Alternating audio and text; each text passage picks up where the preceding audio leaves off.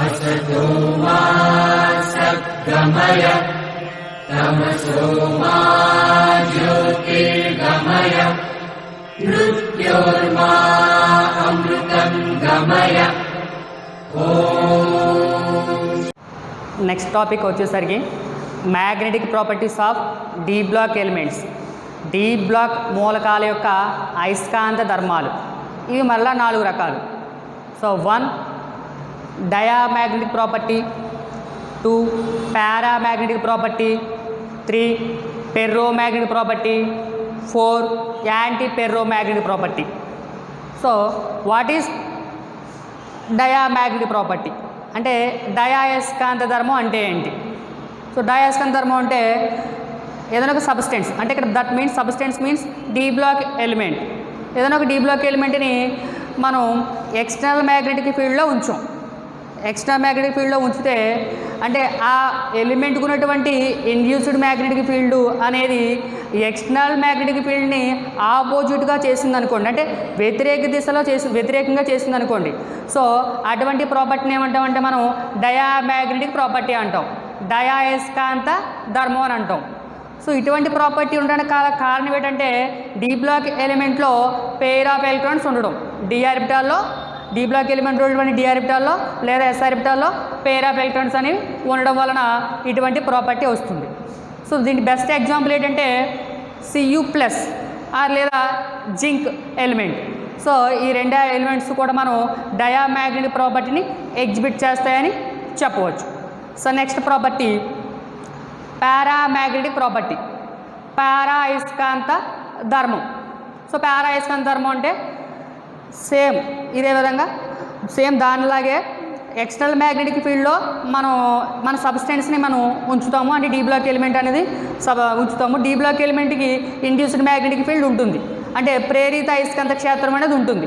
ఆ ప్రేరిత అయస్కాంత క్షేత్రం అనేది ఎక్స్టర్నల్ మ్యాగ్నెటిక్ ఫీల్డ్, అంటే బాహ్య అయస్కాంత క్షేత్ర తీవ్రత చేత ఆకర్షితం అయిందనుకోండి, అంటే అట్రాక్ట్ అయిందనుకోండి.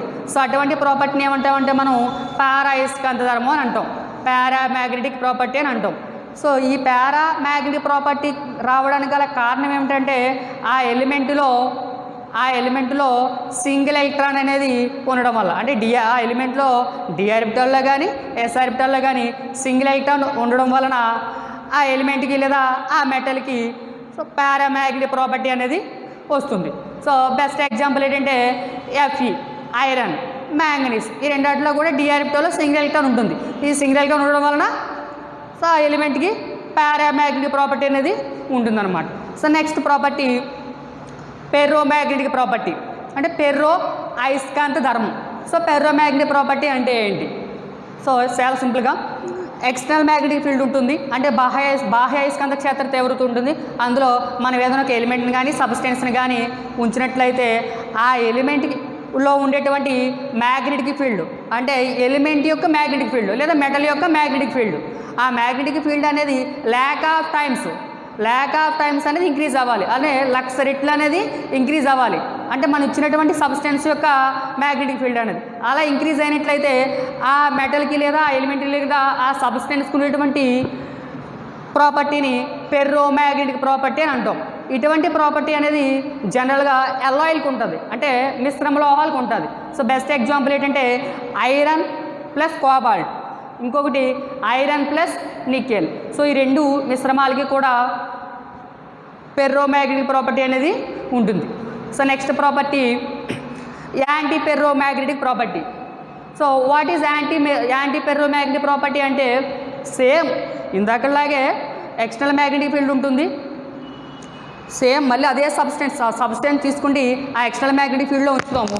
ఇక్కడ ఏం జరుగుతుందంటే లెస్ పారామాగ్నెటిక్ ప్రాపర్టీ ఉంటుందన్నమాట, అంటే ప్యూర్ పారామాగ్నెటిక్ ప్రాపర్టీ కాకుండా చాలా తక్కువ పారామాగ్నెటిక్ ప్రాపర్టీ ఉంటుంది. సో ఇటువంటి ప్రాపర్టీని ఏమంటామంటే మనం యాంటీ ఫెర్రోమాగ్నెటిక్ ప్రాపర్టీ అంటాం. సో ఇక్కడ ప్రాపర్టీ అనేది ప్రతి పార్టికల్కి ఉంటుంది, అంటే ప్రతి అణువుకి లేదా ప్రతి కణానికి ఉంటుందన్నమాట. సో ఇటువంటి ప్రాపర్టీని మనం ఏమంటాం యాంటీ ఫెర్రోమాగ్నెటిక్ ప్రాపర్టీ అంటాం. సో ఇటువంటి ప్రాపర్టీ ఉన్నటువంటి కాంపౌండ్స్ ఏంటంటే Fe2O3 అండ్ MnO, అంటే మ్యాంగనీస్ ఆక్సైడ్. నెక్స్ట్ టాపిక్ వచ్చేసరికి catalytic properties of D block elements, అంటే డి బ్లాక్ మూలకాల యొక్క ఉత్ప్రేరక ధర్మాలు. సో వాట్ ఈస్ కెటలిస్ట్ లేదా ఉత్ప్రేరకం అంటే ఏమిటి? సో కెటలిస్ట్ అంటే రియాక్షన్లో అంటే రేట్ ఆఫ్ రియాక్షన్ని ఇంక్రీజ్ చేస్తుంది అనమాట. ఒక కెమికల్ రియాక్షన్ ఉంది, ఒక రసాయన చర్య. ఆ రసాయన చర్య అనేది వేగవంతంగా జరగడానికి ఉపయోగపడేటువంటి సబ్స్టెన్స్. సో అటువంటి సబ్స్టెన్స్ని ఏమంటామంటే మనం కెటలిస్ట్ లేదా ఉత్ప్రేరకం అని అంటాం అనమాట.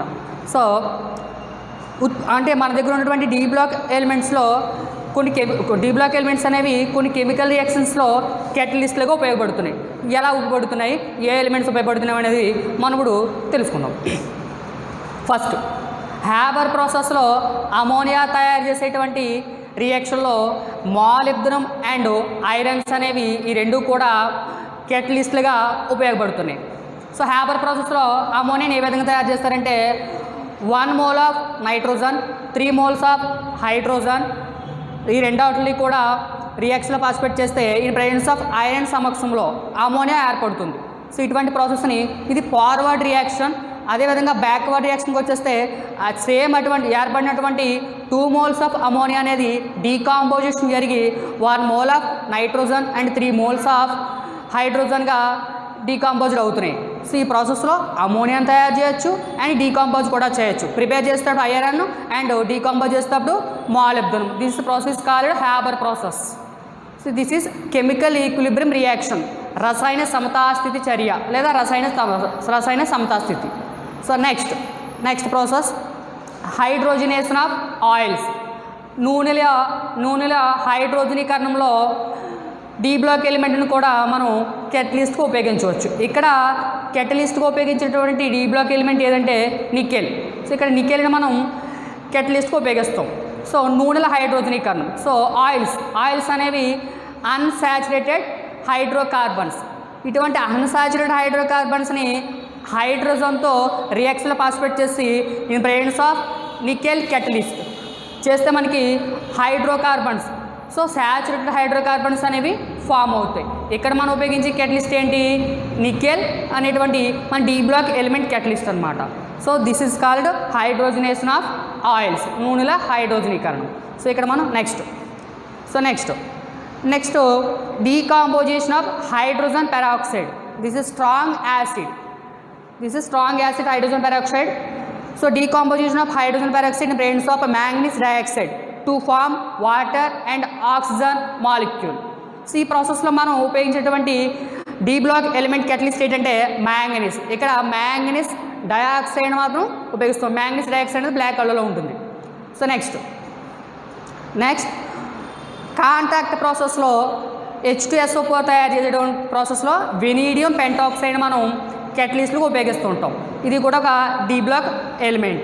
కాంటాక్ట్ ప్రాసెస్లో ఏ విధంగా తయారు చేస్తామంటే మనం సల్ఫర్ డైఆక్సైడ్ తీసుకుని ఆక్సిజన్తో రియాక్షన్లో పార్టిసిపేట్ చేస్తే సల్ఫర్ ట్రైఆక్సైడ్ ఫామ్ అవుతుంది. ఇలా ఫామ్ అయ్యేటువంటి సల్ఫర్ ట్రైఆక్సైడ్ని 2 మోల్స్ ఆఫ్ వాటర్తో రియాక్షన్లో పార్టిసిపేట్ చేస్తే హైడ్రోజన్ అంటే H2SO4 ఫామ్ అవుతుంది, sulphuric acid. This process called contact process. King of the chemicals also called H2SO4 sulphuric acid. So next D block element of the catalyst palladium. So palladium ఏ విధంగా కెటలిస్ట్కి ఉపయోగపడుతుందో next point చూద్దాం.